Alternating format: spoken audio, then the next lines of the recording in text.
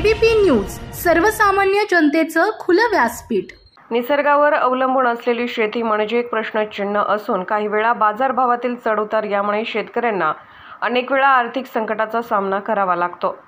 तसाच निसर्गाच्या अवकृतीमुळे देखील नुकसानीचा सामना करावा लागतो। सध्या वातावरणात होत असलेला बदल आणि बाजारपेठेमध्ये कोथिंबीरीचे घसरलेले दर यामुळे धाराशिव तालुक्यातील हिंगळजवाडी येथील बालाजी गोरे यांच्यावर वेळ आली असून 30 गुंठे क्षेत्रामध्ये पेरलेल्या कोथिंबीरीवर त्यांनी रोटावेटर फिरवला आहे।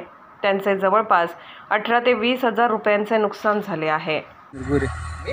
कोथिंबीर काय करला तर कोथिंबीर सध्या वातावरण खराब होतं त्याच्यामुळं मोडावं लागायला लागले। काय कारण कारण म्हणजे पावसाचं वातावरण, सध्याच्या पावसामुळे पण एकदम ऊन पुलं टेम्परेचर त्याच्यामुळे ते डाग पडलं त्याच्यावर। किती एकर आहे कोथिंबीर? 30 गुंठे। 30 गुंठे। किती खर्च किती झाला? खर्च 17-18 हजार रुपये झाला। 17-18 हजार। काय थोडी विकली ना? थोडी पण नाही, रुपयाची पण नाही। मग आता हे नुकसान?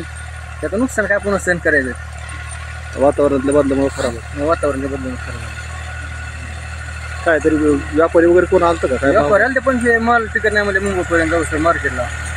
माल खराब होता त्यामुळे नाही व्यापाऱ्यांनी फवारणीचं वगैरे काय खर्च? फवारण्या केल्या ना, 4-5 फवारण्या घेतल्या। ते पण वातावरण खराब असल्यावर साध्यात नाही फवारणी केली तरी